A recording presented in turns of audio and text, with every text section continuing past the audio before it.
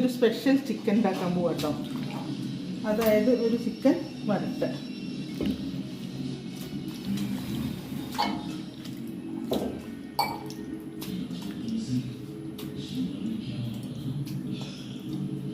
Okay, ഇനി ഇതിക്ക് നമ്മൾ ഒന്നുമില്ല, എല്ലാം ഇതായിട്ട് വെച്ചാൽ കണ്ടോളൂ.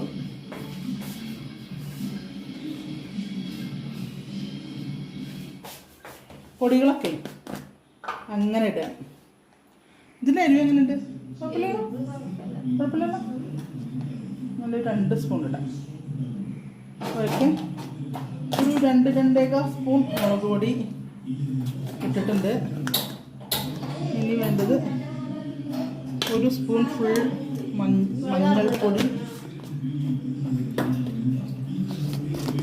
പിന്നെ